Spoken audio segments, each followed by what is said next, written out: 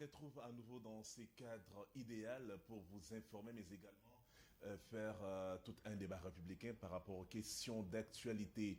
Élection d'une part, dialogue inclusif, loi référendaire, ce sont des thématiques qui font jaser dans l'opinion. Nous allons essayer d'en décrypter ce soir avec Mathieu Louboya. Bonsoir chez vous et bienvenue.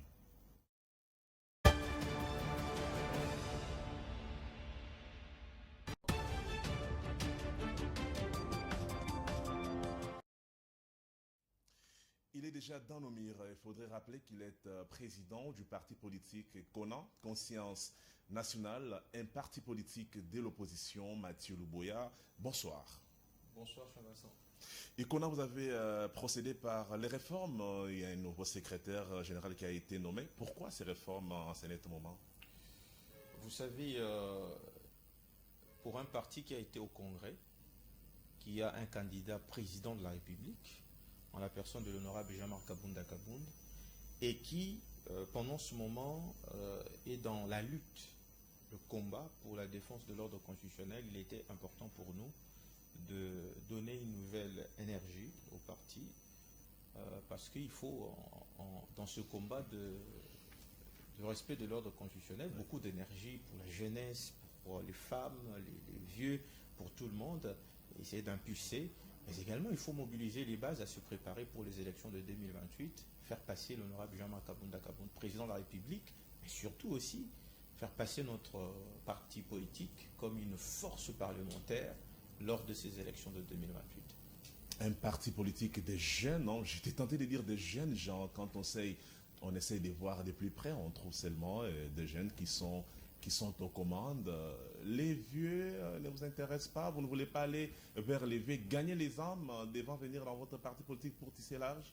Vous savez, notre parti, c'est un parti de la rupture. La rupture pour arriver à ce que nous appelons la renaissance politique. Mais je vais vous surprendre, mon directeur des cabinets, c'est un vieux qui a 75 ans. Ah, ok. Qui est également, parce que chez nous, ça fait secrétaire national près le président de la République, qui fait d'office le directeur des cabinets. Et c'est un vieux. Et il y a d'autres vieux également qui sont dans notre parti politique. Donc, ce n'est pas simplement un parti où il y a des jeunes, parce qu'il faut définir aussi le périmètre de la jeunesse. De la jeunesse, oui. C'est jusqu'à 70 ans qu'on est jeune. Mais voilà. Quand on parle des manifestations de l'opposition, votre parti politique ne fait pas bonne mine. Hein. Souvent, vous êtes englouti par les grandes plateformes, mais quand il n'y a pas aussi des grands enjeux au niveau sur le plan national, on ne vous sent pas. Notre parti politique est un jeune parti, mais qui est un parti qui se trouve dans les salons politiques le plus en vue de la République démocratique du Congo. Vous savez, quand on fait la politique, il y a deux blocs. Je ne vais pas citer la société civile qui est dans la pression, mais nous avons la majorité, nous avons l'opposition. Et dans cette opposition de la République démocratique du Congo, aujourd'hui, les partis qui est le nôtre, la Conscience nationale CONA, jouent un rôle important. Vous savez, nous avons été, évidemment, avec les autres partis, autour de l'honorable Jean-Marc Kabounda Kabound, à la création de la coalition de la gauche congolaise. Et nous y jouons un rôle qui nous a été confié par l'honorable Jean-Marc Kabounda Kabound comme coordonnateur exécutif national adjoint. Et donc ça, c'est quelque chose pour un parti qui est si jeune, mais qui, en même temps, a réussi à cette mission qui est de l'honorable Jean-Marc Kabounda Kabound. Mais au-delà, avec la coalition article 64 pour la défense de l'ordre constitutionnel, nous avons été à la déclaration, la première du 19 mai au collège Boboto, déclaration qui a déjà été à l'origine de la création de la C64. Avant même cette déclaration, nous avons joué un rôle. Donc c'est un parti jeune, mais qui fait ses pas et qui joue sa partition, surtout pour le bien de la République démocratique du Congo.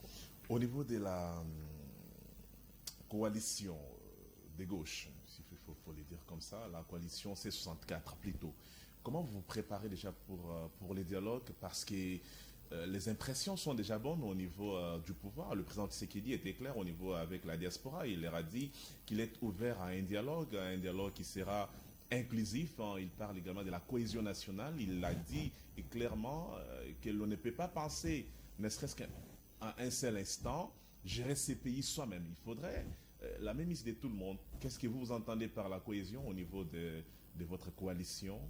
Bon, avant que je donne un contenu, oui, à ce que nous attendons par la cohésion nationale, dont fait allusion M. Tshisekedi, je voudrais d'abord retourner en arrière pour dire que la coalition la coalition article 64 pour la défense de l'ordre constitutionnel n'a pas été créée pour le dialogue. Parce que j'ai l'impression, quand vous me posez la question, vous voulez dire que là où nous sommes en train d'aller au dialogue, c'est bon qu'on y aille, mais il faut dire que nous avons été créés pour faire respecter l'ordre constitutionnel. Le respect de l'ordre constitutionnel, justement, nous naissons les 19 mai en termes de déclaration, mais les tractations ont commencé en février. Ces tractations se sont poursuivies au mois de mars. Et lorsque Tshisekedi fait cette sortie médiatique où il dit qu'il peut prendre le 3e mandat, si le peuple le veut, le 9 mai, il y a eu pour la toute première fois une réunion qui a regroupé tous les leaders qui aujourd'hui sont au niveau du présidium de la C64. Nous avions été à cette rencontre et c'est à cette rencontre qu'a été mis sur pied le secrétariat technique de l'opposition, secrétariat technique et opérationnel de l'opposition. Et donc la mission était mener des actions pacifiques et citoyennes qui nous amènent à faire plier le régime Tshisekedi, à respecter l'ordre constitutionnel en refusant le 3e mandat, en refusant également le changement de constitution qui est un putsch constitutionnel, conformément à l'article 64, alinéa 2 de notre constitution. Ces combats payés attendez, le respect de l'ordre constitutionnel. Ce qui fait que, constitutionnel. justement, après cette première déclaration, le 3 juin, nous avons fait la ville morte.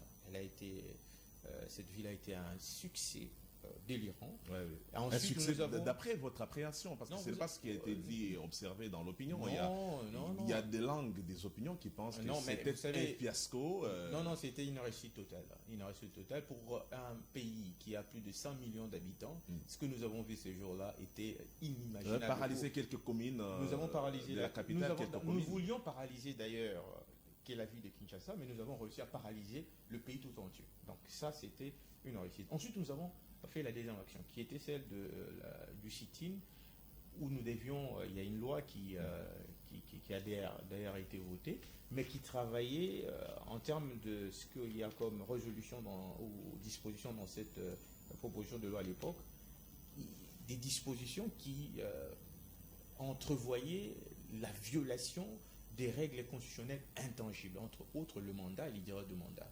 Donc, octroyer à M. Tshisekedi un mandat à vie.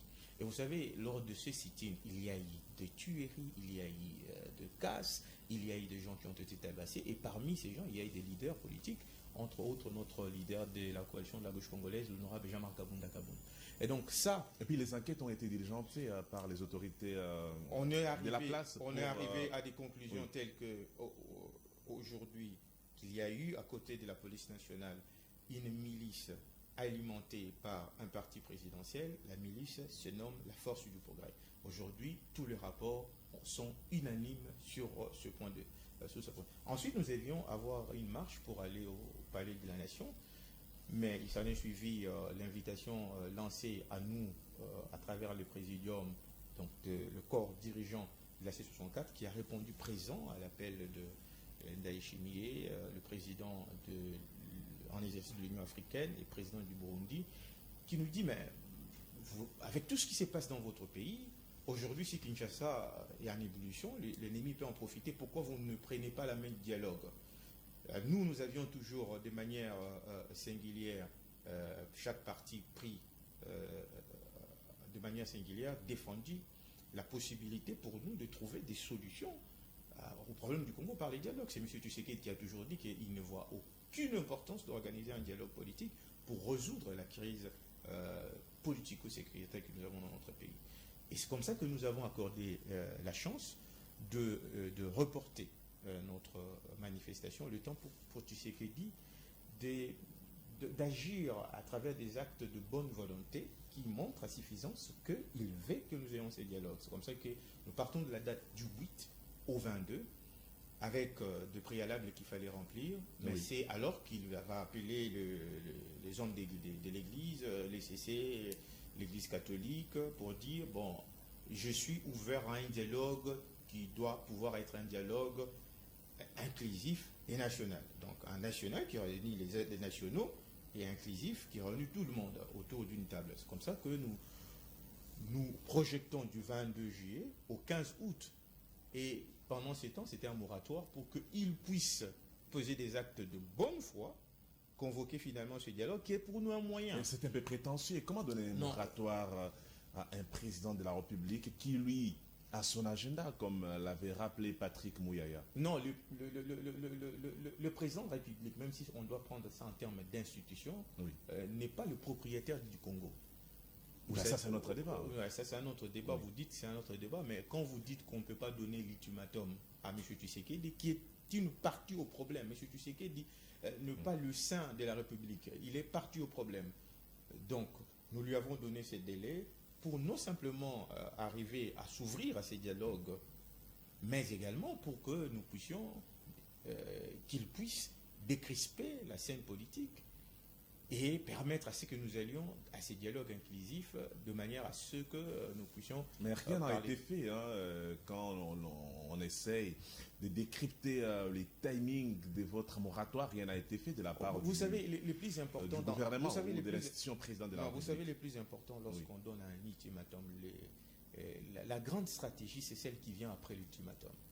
C'est comme ça que le 15, nous nous sommes donné rendez-vous avec le peuple congolais au Palais du Peuple pour exiger le retrait définitif de cette loi funeste, cette loi qui divise et cette loi qui balise le chemin pour la balkanisation. Mais est-ce que les combats pour lesquels C64 a été mis en place, peut-on nous dire ici sans embâche que ces combats a reçu pour l'instant?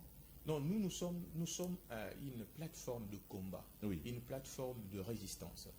Et nous ne saurons dire que nous avons reçu ce combat que le jour où la loi est retirée. Pour l'instant, nous menons cette lutte. Et je pense que si nous n'avions pas mené cette lutte, comme C64, aujourd'hui, M. Tshisekedi aurait un boulevard, il aurait échangé la Constitution à ce moment où nous parlons. Donc aujourd'hui, nous estimons que jusqu'à ce jour, malgré le fait de s'entêter à pouvoir maintenir cette loi, la pression que nous mettons fait en sorte qu'aujourd'hui, cette loi n'a pas encore été promulguée. Et êtes-vous sûr que les autorités sur le plan provincial vont vous accorder ces privilèges de manifester les jours de la rentrée parlementaire, quand on sait aussi que ça sera chaud et que le Parlement, c'est toujours un endroit un espace protégé? Le Parlement, c'est le Parlement du peuple. Donc le peuple sera là. Il sera dans l'hémicycle là. Nous allons saluer les députés. Nous serons dans l'hémicycle. En fait, ce n'est pas le Parlement de ces députés, c'est le Parlement du peuple. Ça, c'est un. De deux, nous ne sommes pas dans un régime où nous devons atteindre l'autorisation. Nous sommes dans un régime d'information. Nous allons informer et la population congolaise à Kinshasa va partir de plusieurs points pour aller dire bonjour aux députés. Dire bonjour aux députés, ça sous-entend quoi? C'est vrai, c'est ce que M. Kabound avait dit, mais cette expression cacherait, ça sera une forêt qui cacherait un arbre. Nous serons dans l'hémicycle. Vous savez que la participation au débat au niveau de l'Assemblée nationale, au Parlement, c'est autorisé.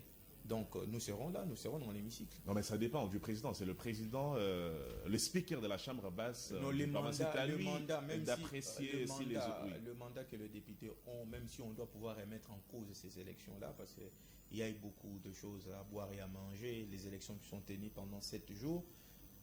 Au moins, ceux qui sont là, ils n'ont pas un mandat de faire de leur famille biologique. Dire bonjour aux députés, c'est-à-dire aller casser, faire du désordre, créer des incidents. Non, vous savez, ça c'est de la logique du Force du Progrès qui travaille toujours de concert avec la police nationale pour blesser, casser, brûler, utiliser tout ce que vous savez. Les rapports sont là. Nous allons venir dire bonjour. Bonjour, c'est un acte de politesse.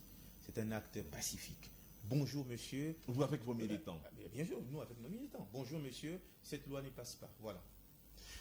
Mais déjà, l'ultimatum, on sait très bien la suite de ce qu'a été les données sur terrain de votre ultimatum concernant mais vous savez, la convocation du dialogue. Le président Tshisekedi n'avait plus paiement. L'ordonnance n'a pas été prise. Non, il ne prendra d'ailleurs pas une ordonnance. Nous savons qu'il ne prendra pas une ordonnance. Il a dit qu'il va s'exprimer. Ça c'est clair. Bon. Vous savez, la patate chaude qui était dans ce main, cette loi était dans ce main là-bas au niveau du Palais de la Nation. Il a pris cette patate chaude, il l'a renvoyée au Parlement. Mais puisque la loi a été déclarée conforme à la Constitution au niveau de la Cour constitutionnelle... Pourquoi elle n'a pas été publiée alors mais les experts disent qu'il y a des amendements qui doivent être faits au niveau de l'Assemblée nationale. Vous savez, la politique tient le juridique en état. on peut bien avoir une loi qui est adoptée. Lorsque cette loi divise la nation, elle pose problème. Le président, institution président de la République, M. Tshisekedi, lorsqu'il prend la loi qui vient de l'Assemblée nationale, il avait deux options. En réalité, ce n'est pas une loi organique, c'est une loi ordinaire qui n'avait pas besoin d'être interprétée. Soit il trouve avec ses juristes qu'il y a de quoi reprendre la délibération, il renvoie la loi au niveau du Parlement, soit il trouve qu'il n'y a rien à redire, il promulgue la loi.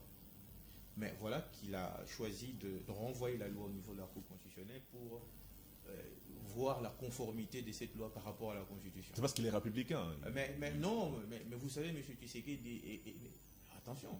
Tshisekedi était le premier à dire qui est celui-là qui peut m'interdire, à moi d'échanger la Constitution. C'est pas un républicain, c'est pas un discours d'un républicain. C'est un discours d'un tyran, d'un dictateur. Et lorsqu'il envoie cette loi au niveau de la Cour constitutionnelle, la Cour constitutionnelle lui dit, sa cour à lui dit que cette loi est conforme à la Constitution, mais qu'il y a des éléments d'interprétation sur des réserves à émettre sur 15, je crois 13 articles. Mais cette cour, à elle, donne l'interprétation qu'il faut donner à ces articles et demande à ce que soit promulguée cette loi. Donc, ça devrait s'arrêter là. Si on doit partir du terrain juridique, ça s'arrête là. Le fait que ça ne s'arrête pas là, qu'on reprenne la marche vers l'institution Parlement, Assemblée nationale, Sénat, je pense. Ce rétropédalage vous arrange? Non, nous on ne peut pas, jusqu'au moment où Tshisekedi n'a pas retiré cette loi, dire que ça nous arrange. Nous, on est en train de vous faire voir qu'aujourd'hui, la C64 est une machine politique que j'appelle rouleau compresseur. Et qui fait qu'aujourd'hui, M. Tshisekedi, il a beau faire tout ce que vous voyez comme magie gymnastique, la loi là ne passera pas, il n'aura pas de troisième mandat. Elle a déjà été votée. Non, je vous dis, oui. non, il y a beaucoup de lois qui ont été déjà votées, mais qui n'ont on jamais peut la été mettre dans les tiroirs pour la réchauffer plus tard. Qui n'ont jamais été appliquées. Pour le cas de M. Tshisekedi, cette loi ne sera pas appliquée. Lui, il quittera le pouvoir le moment venu et la République continuera à exister. Cette loi, en quoi est-ce qu'elle est mauvaise? Mais lorsque vous avez une loi qui manifestement travaille pour organiser un pouvoir coutumier autour de Tshisekedi pour perdurer au pouvoir, il y a de quoi se dire toute la lutte qu'il y a eu dans notre pays pour que nous arrivions à avoir ces pactes républicains de la Constitution de 2006 qui consacrent l'alternance au sommet de l'État. Mais cette lutte, elle ne va pas pouvoir être piétinée par un homme d'ailleurs qui a été bénéficiaire du premier pacte républicain que nous avons eu, le pacte républicain de 2006. M. Tshisekedi est un bénéficiaire de ce que nous avons eu comme constitution.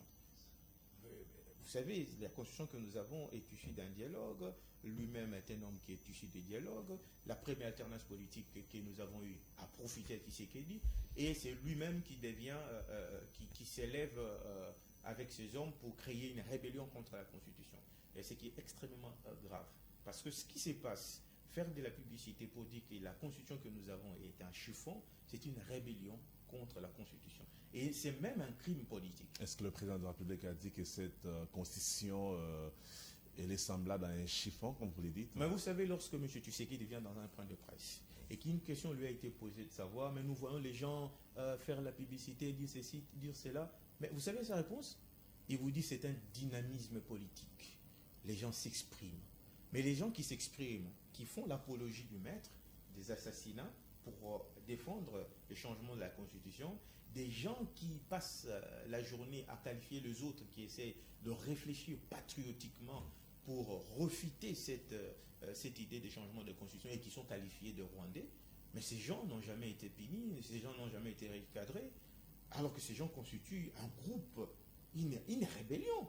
C'est une autre rébellion à part la rébellion de Nanga à l'est du pays. Une rébellion qui a pleine vie de Kinshasa, qui travaille pour vilipender la Constitution sur laquelle M. Tshisekedi a prêté serment.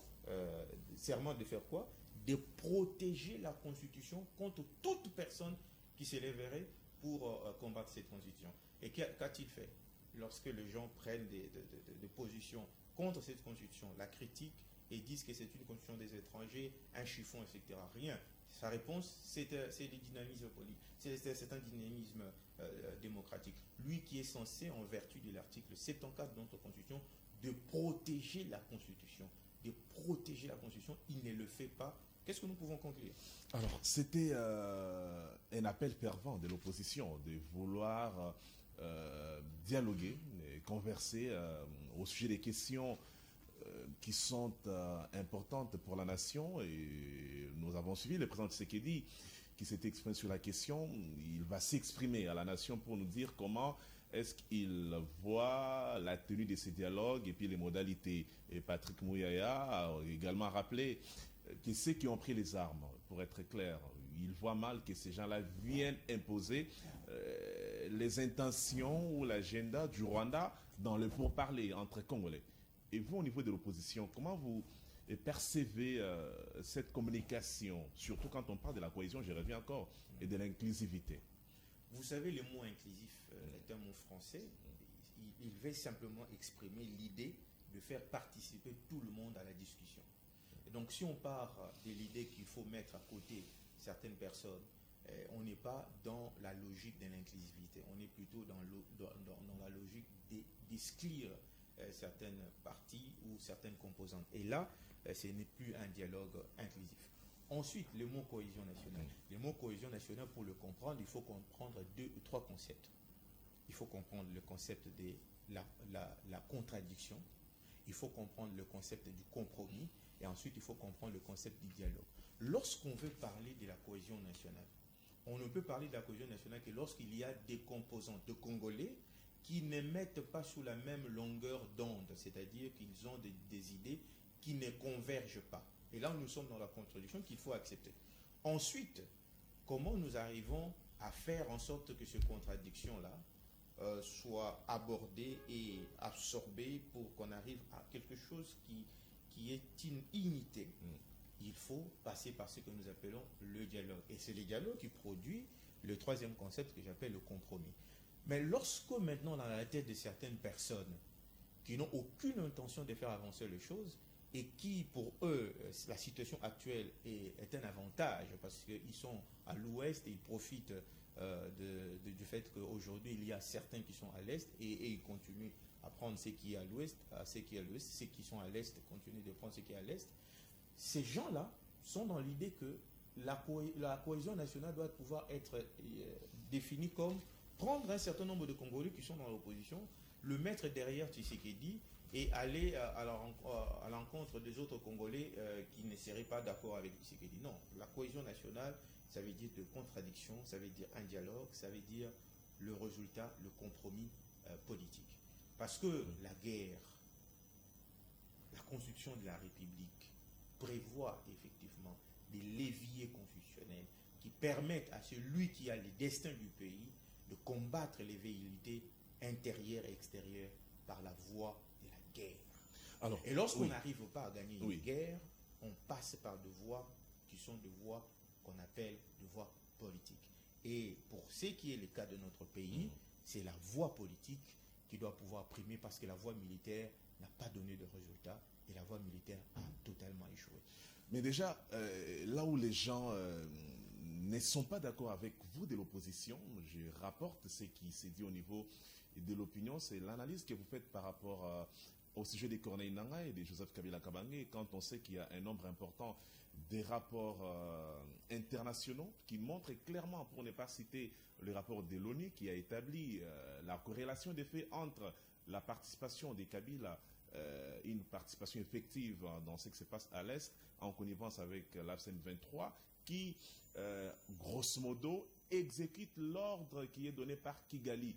On peut voir une chaîne de commandements. Comment voudriez-vous que ces gens qui ont pour mission de respecter un cahier des charges de Kigali puissent se mettre avec des Congolais qui doivent parler pays? Vous savez, là où je suis toujours d'accord avec l'honorable Jean-Marc Aboun, c'est sur cette question que vous venez de soulever. Lorsque M. Tshisekedi dit que dans un dialogue, ou ses partisans disent que dans ce dialogue, il ne faut pas amener les M23, mais ils sont le premier à parler avec les M23, à Doha, en Suisse. il parle avec les M23. Mais là où nous, la conscience nationale, aux côtés de l'honorable Jean-Marc Aboun, disons que ceci peut nous donner l'idée qu'il s'agit d'un complot. Comment vous parlez ensemble, mais vous ne voulez pas que les autres viennent autour d'une table avec vous, et c'est avec qui vous parlez, pour parler Congo. Mais de quoi vous parlez? Les formats ne sont pas les mêmes. Pardon, attendez. Oui. Vous savez, l'accord de Washington, Oui. que M. Tshisekedi a signé avec le Rwanda, reconnaît les M23 comme un mouvement congolais. Nous sommes dans une philosophie où il y a une agression rwandaise. Mais cette agression rwandaise passe par un mouvement politico-militaire qui est congolais, qui a sa tête de congolais, et qui discute avec le gouvernement Tshisekedi à Doha, qui discute avec M. Tshisekedi en Suisse.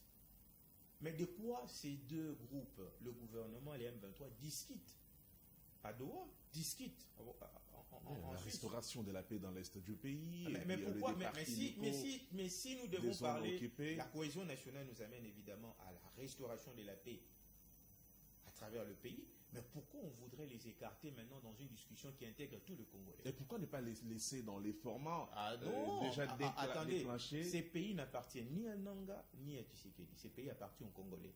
Et quand on aborde une question comme ça, où il y a des vies, des âmes qui sont concernées, il ne faut pas autant de légèreté. Il faudra qu'on se retrouve autour d'une table avec tous pour aborder cette question. Et c'est là même l'inclusivité.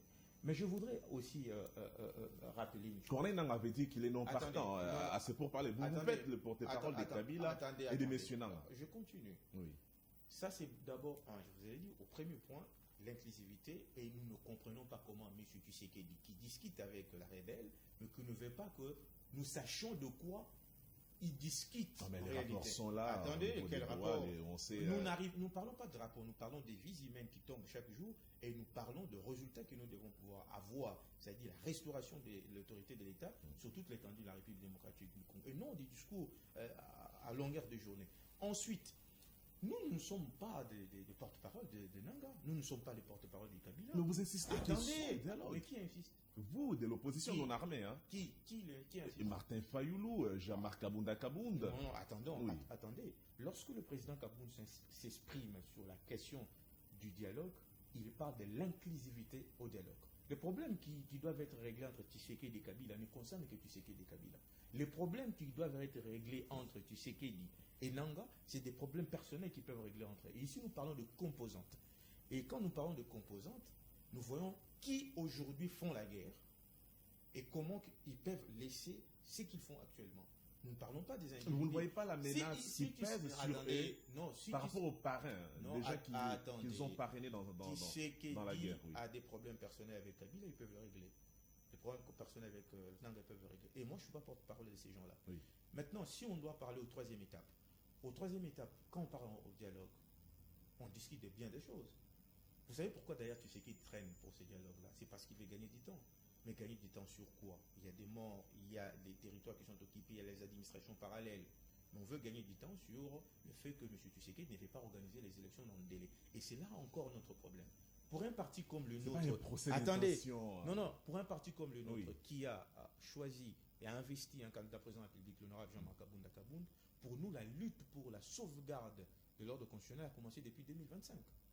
Ce n'est pas un procès de détention. M. Tshisekedi l'a dit qu'il n'y aura pas d'élections en 2028. Il l'a dit le 6 mai de cette année. Mais nous sommes agressés, il y a la guerre dans l'est du pays. Mais en même temps, ça nous prend autant de moyens. Le même Tshisekedi a dit également qu'il était ouvert à l'organisation d'un référendum qui est une élection. Comment pouvez-vous comprendre que la même personne qui dit qu'il n'y a pas d'élection générale et qu'il doit partir, parce qu'en 2028, il partira, et le même monsieur veut organiser un référendum pour s'octroyer un mandat à vie? Non, ça c'est des contradictions. Et d'ailleurs, c'est ce qui fait qu'il refuse le dialogue. Parce qu'il sait que quand on va au dialogue, la première résolution, c'est pas de changement de constitution. La deuxième résolution, pas de troisième mandat, pas de mandat à vie, et nous allons organiser des élections. Oui, on continue. C'est comme ça. S'il vous plaît. C'est comme ça que lui, il veut que ça continue. Sans me perdre. Parlons maintenant de ceux qui ont tué. Moi, je ne suis pas dans les... Je ne suis pas fixiste. Je ne suis pas fixiste au sens où parler Kabila...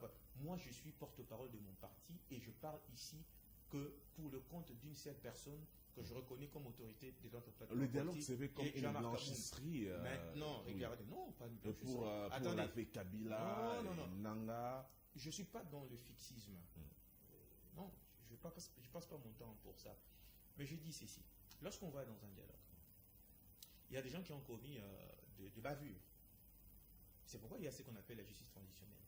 Il y a la paix, il y a la vérité qu'il faut recouvrer, il y a la reconnaissance des crimes, il y a la réparation, mais il y a surtout ce que j'appelle la non-répétition de ce qui s'est passé. Maintenant, prenons le cas des crimes. Vous savez, les crimes ne sont pas simplement les crimes contre l'humanité. Il n'y a pas seulement les crimes de guerre, il n'y a pas seulement les crimes qui sont de torture, les violations sexuelles que nous connaissons et que nous déplorons. Et moi, j'ai dit des crimes comme ça, ce sont des crimes qu'on ne peut pas laisser. C'est des crimes qui doivent être portés devant les juridictions et être jugés. Mais à côté de ces crimes, il y a d'autres crimes. La rébellion, c'est un crime politique. L'insurrection, c'est un crime politique. La sédition, c'est un crime politique. La campagne pour changer la Constitution, renverser l'ordre constitutionnel et consacrer un putsch constitutionnel, un coup d'État. Vous mettez tout dans les mêmes sacs. C'est un crime politique. Vous mettez tout dans les mêmes sacs. Attendez, j'explique. Mais lorsqu'on vient dans un dialogue, sans anticiper, ce sont les délégués qui sont au dialogue qui disent qu'est-ce qui peut être pardonné, moyennant réparation, moyennant rétablissement de la vérité. Et qu'est-ce qui doit pouvoir être poursuivi pour que finalement la justice soit faite. Mais on n'en parle pas à la télé. Il faut aller dans un dialogue pour arriver à des résolutions comme ça. Et ça, il ne faut pas parler avec émotion, il faut parler comme politique. Dans ces pays, il faut savoir qu'à chaque fois que nous avons eu des guerres, c'est parfois des conséquences de la mauvaise gestion, de la mauvaise gouvernance. Dans ces pays, il faut reconnaître que les pactes que nous avons aujourd'hui, dès 2026, reconnaît le fait qu'aujourd'hui, les guerres que nous avons connues ont été alimentées par certaines choses qui ont précédé ces guerres. Le temps Mobutu, mandat illimité, mandat à vie, les résolutions de la CNSI ne sont pas entrées en vigueur. Et il y a une rébellion qui est venue pour renverser Kabila, pour renverser Mobutu, avec comme motivation, les résolutions n'ont pas été respectées. Mais personne ne peut encourager la rébellion. Mais est-ce qu'au niveau de l'opposition, je voudrais un peu relancer, sinon je vais perdre cette question. Au niveau de l'opposition non armée, il vous arrive de reconnaître... Non, il y a une seule opposition, il n'y a pas une opposition armée et non armée. Il y a l'opposition armée. Et Nang a fait de l'opposition armée, il a pris les armes contre les Congolais. Moi, je suis un défenseur de l'ordre constitutionnel. Oui. Je ne reconnais pas l'existence d'une opposition qu'on appelle... C'est pas une reconnaissance, mais attendez. c'est un fait. Ça s'observe. Regardez, la constitution de notre pays reconnaît le pouvoir et l'opposition. Lorsque des personnes qui sont dans l'opposition prennent les armes, ils deviennent ce qu'on appelle le groupe armé. Voilà, c'est ce que moi je reconnais. Et à votre niveau, je parle au niveau de l'opposition, grosso modo, vous ne voyez pas la menace qui présente Paul Kagame pour les Congos, surtout quand on sait que Kagame a pris des Congolais pour légitimer la création de l'AFC M23, qui du reste n'est que le reflet des velléités expansionnistes de Kigali. Vous savez, cette question, vous la traitez avec passion, mais moi je peux vous surprendre. Oui. Que Tshisekedi a signé un accord avec Kagame qui a deux volets. Un volet politique où on dit on n'est plus en guerre. Un deuxième volet, c'est un volet économique. Tshisekedi est en partenariat économique avec le Rwanda. De la coopération. Attendez, vous n'allez pas m'emmerder, moi, un opposant qui regarde les faits de société, et quand je lis le fait de société, je vois un pays qui agresse notre pays, qui utilise le Congolais, du fait, évidemment, parce qu'il n'y a pas cette cohésion nationale, s'il y a la division, une division alimentée, nourrie par ceux qui sont au pouvoir. Ensuite, je regarde le fait de société, je vois un pays qui est dans l'agression, mais qui est aussi en partenariat économique avec le Congo. Et qui a signé un accord de paix avec le Congo. Et qui continue à participer à des travaux politiques aux côtés du M23 avec le gouvernement à Doha et à Washington. Non, qu'est-ce que vous allez chercher chez nous les opposants? Nous, on voudrait plutôt comprendre de quoi il s'agit réellement. Pourquoi Tshisekedi est en partenariat politique, économique, et il discute avec ceux qui ont pris les armes, qui sont sous les jurons du Rwanda, mais qu'il ne veut pas que les autres Congolais sachent de quoi il s'agit.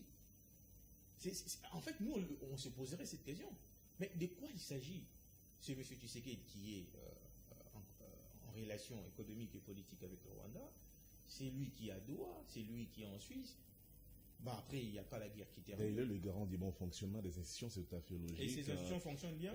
Les coopérations. Et ces institutions, ça fonctionne bien. Vous savez qu'il y a eu des examens d'État dans ce pays, à Goma. Et que le bulletin, comment j'appelle ça, le questionnaire ont été composés ici à Kinshasa. Mais posez-vous la question, c'est arrivé comme... Parlons un peu on ne nous trompe pas, nous ne sommes pas des enfants. Parlons un peu de ces pourparlers, parce que c'est de ça qu'il s'agit. Le président Tshisekedi est limpide cette fois-ci. Il nous a aidé à comprendre dans sa sortie médiatique que cette fois-ci, ça ne sera pas comme les dialogues que nous avons enregistrés par le passé. Donc, il y aura une différence des tailles dans la feuille des routes, dans les résolutions, même dans ce qui sera fait pour les pays. Et quand on regarde par le passé, ce qu'on a connu comme dialogue, ça nous a amené à des compositions des nouveaux gouvernements, les gens qui se sont tapés des postes. Mais déjà, il nous dit que ça sera différent. Comment vous analysez ces propos sur la différence qu'ils donnent déjà moi, en tout cas, je au veux dialogue? dire, Charles Vincent, Oui. pour comprendre ce qu'il dit, je retourne toujours en arrière. Lorsque je serai élu président de la République, je vais m'installer à l'Est. Il ne l'a jamais fait. Il devient président de la République. Il dit, moi, je ne peux jamais parler avec les pantins. Il a parlé avec les pantins. Moi, je vais faire du Congo l'Allemagne d'Afrique. Il a dit l'Allemagne d'Afrique, c'était dans les... Vous faites de la rétrospective. Non, soyez dans la perspective. Non, attendez. Il a parlé, et puis voilà, Attendez. voyons devant, oui. Quelqu'un qui est dans une logique comme ça, moi, je n'ai pas besoin d'analyser ce qu'il dit. Je dois voir ce qu'il pose comme acte. Qu'il pose cet acte avec l'adresse à la nation, ensuite on parlera. Mais qu'ils nous disent que ça sera différent par rapport à quoi? Un dialogue politique, même lorsque les gens se battent, même si vous gagnez sur le plan militaire, la guerre termine toujours autour d'une table. Et nous savons comment ça termine. Il y a des concessions qu'on s'est faites. Il fera des concessions. Ceux qui ont pris les armes feront des concessions. Nous qui n'avons pas pris des armes, nous ferons des concessions et nous arriverons à un compromis politique. Mais sans ceux qui ont pris les armes, vous ne valez absolument rien sur l'échiquier de ces grands rendez-vous qui s'invitent pour la nation. Mais vous savez, ceux qui ont pris des armes, ils ont pris des armes. Ils sont avec Tshisekedi à Doha, mais la paix n'est pas retrouvée. Ça, c'est un fait. Un deuxième fait. Tshisekedi qui disait que non, là, ce n'est pas un dialogue. Nous parlons entre nous, nous essayons d'arranger. Et je ne vois pas comment un dialogue peut résoudre la crise au Congo. Les mêmes Tshisekedi d'aujourd'hui dit que c'est le dialogue qui va résoudre la crise au Congo parce qu'il faut recréer la cohésion nationale. Peu importe le contenu qu'il peut donner à ces concepts-là. Donc, il ne faut pas dire que l'opposition qui est sur place n'a rien fait. Cette opposition a joué un rôle important qui a fait qu'aujourd'hui, sur le plan international, cette opposition est écoutée, la voix de la population congolaise est entendue, et nous cheminons petit à petit. Comment vous allez vous partager les postes au niveau de ces dialogues? Non, nous allons... Non. Laissez-moi poser la question, vous ouais. allez répondre. Allez. Quand vous avez Kabound, Sessang, Martin Fayoulou, Ados Ndomba, si vous, Mathieu Luboya, voilà, il faudrait se limiter quand même à ce stade-là. Et voilà, au dialogue, nous allons y aller. Voilà, il faut qu'on vous donne un peu quelques portefeuilles pour vous donner de la santé financière, le temps pour vous aussi de préparer les élections. Vous allez vous organiser comment pour ne pas vous étouffer? Parce qu'on sait l'opposition, hein, on va vous donner quelques postes, après c'est la bagarre. Non, vous savez, c'est là où on doit pouvoir se dépasser dans les débats politiques. Les débats politiques autour du dialogue ne peuvent pas se résumer autour des fonctions qu'on pourrait donner aux personnes en termes de partage de postes de responsabilité. Et les dialogues que nous les faisons pour arriver à résoudre le problème de la paix et non à nous partager des postes. Je vous pose la question, Tshisekedi digère bien le pays, les gens mangent à leur faim, il y a le courant, il y a l'eau, on va pour prendre des soins de santé, il n'y a pas la guerre, mais qui va parler dialogue?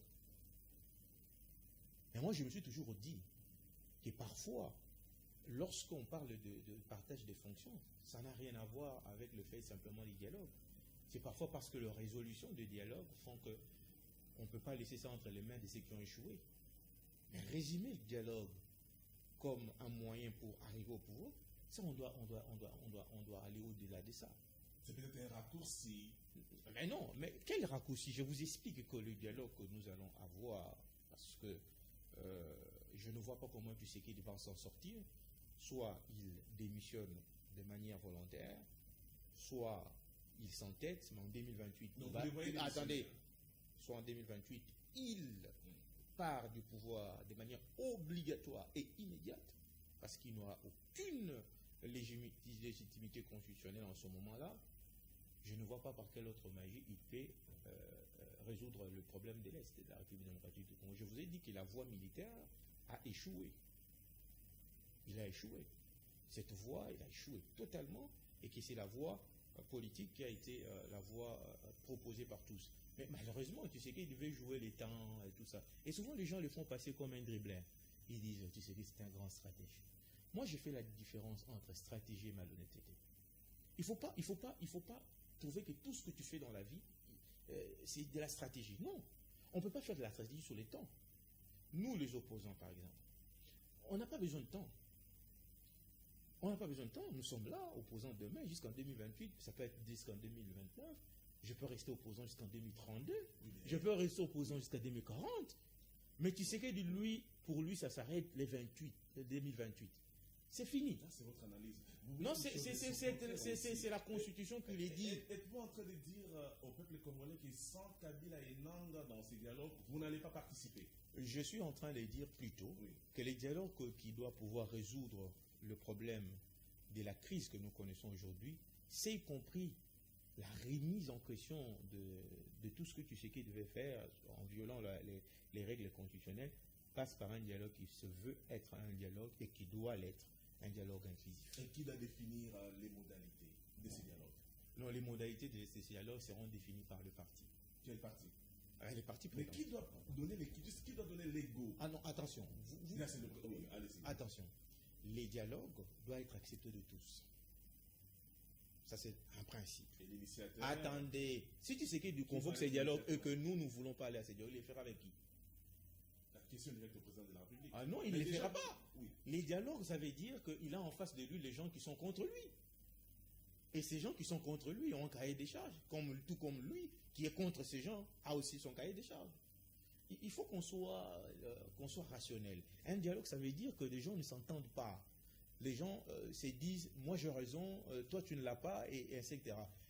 La seule chose ici est que, par voie de fait, Tshisekedi est à la tête du pays.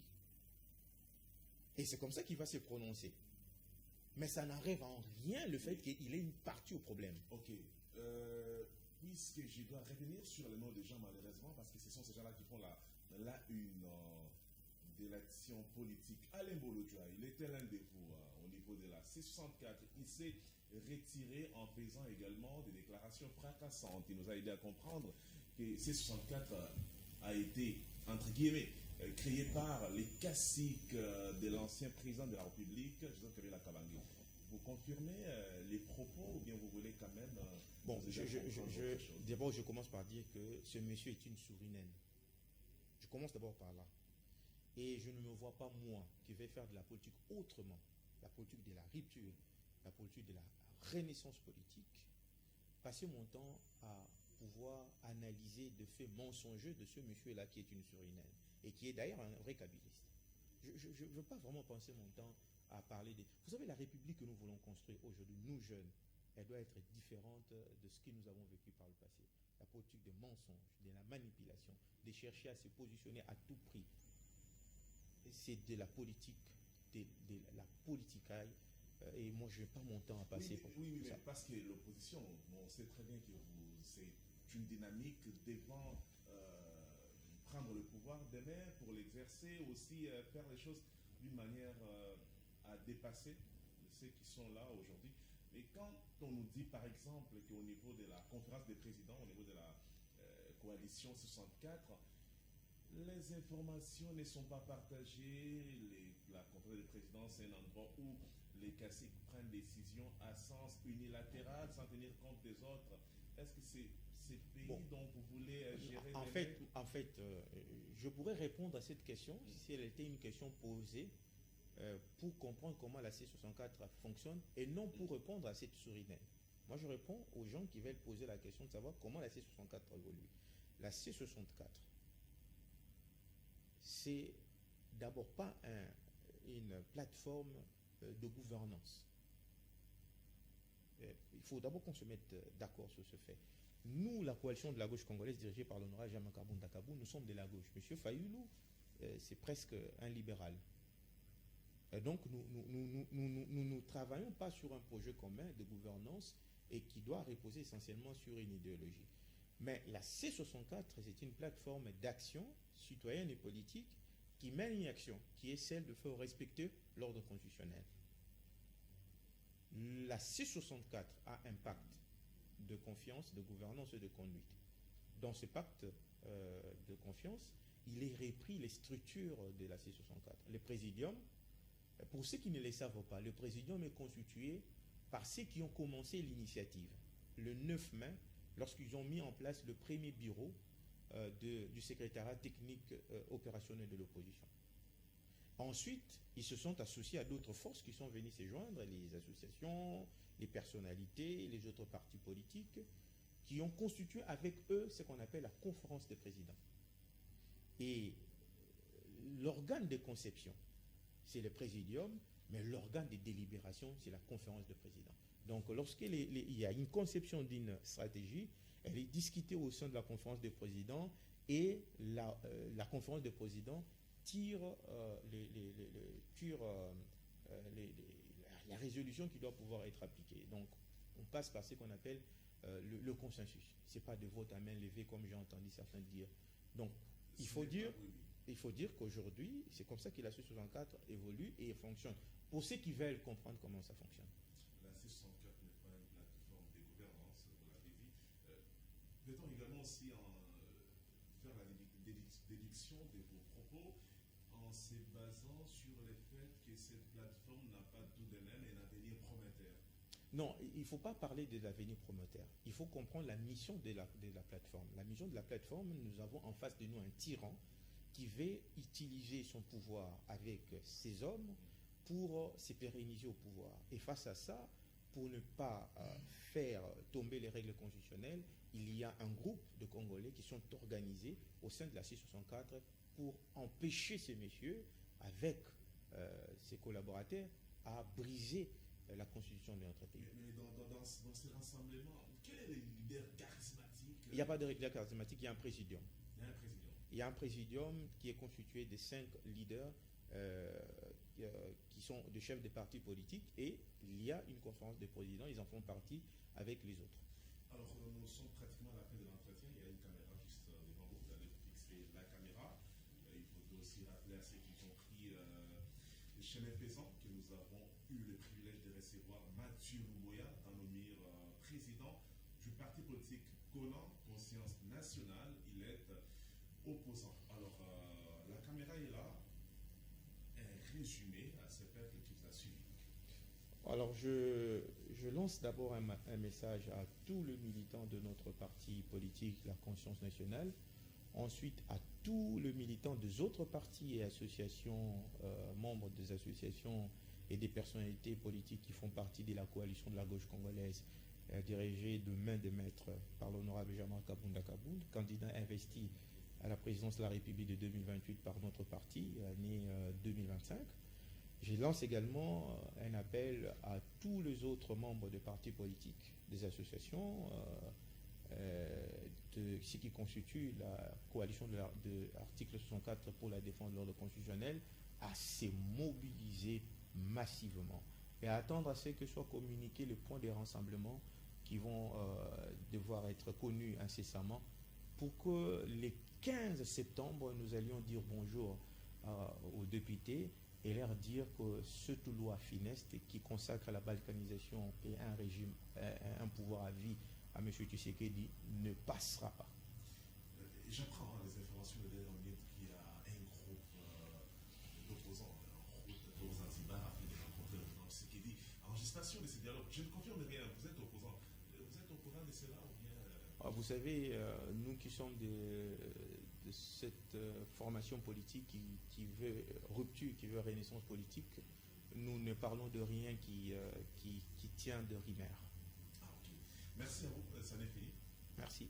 Merci également à vous pour l'attention soutenue. Les appels par retrouver vite fait Teddy Guillet à la présentation du journal à 19h pile. Il sera également à 20h dans la partie orientale. Nous allons vous capter demain pour vous parler du Congo. À tous et à tous, à très vite et bonsoir chez vous.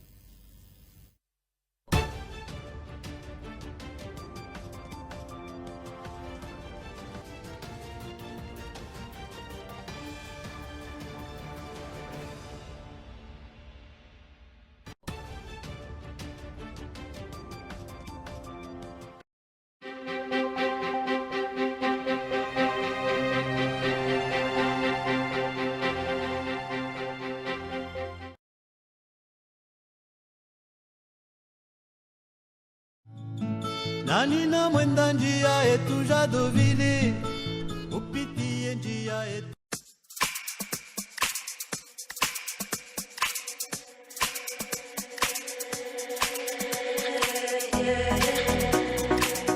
Ici, nous sommes à Maloku dans la partie est de Kinshasa, une distance d'environ 80 km pour atteindre le centre-ville. Le temps semble ralentir, mais l'économie, elle, cherche à accélérer. Au cœur de cette vaste étendue, la zone économique spéciale de Maloku prend forme, portée par l'Agence des zones économiques spéciales, AZES en sigle, dans l'esprit de la revanche du sol sur le sous-sol. Un bâtiment administratif de 4 niveaux se dresse, moderne, presque inattendu. À l'intérieur, le guichet unique. Promesse de simplicité pour les investisseurs, raccourci vers l'industrialisation. Autour, la vie industrielle s'installe. Chez Saphir Caro, les machines tournent,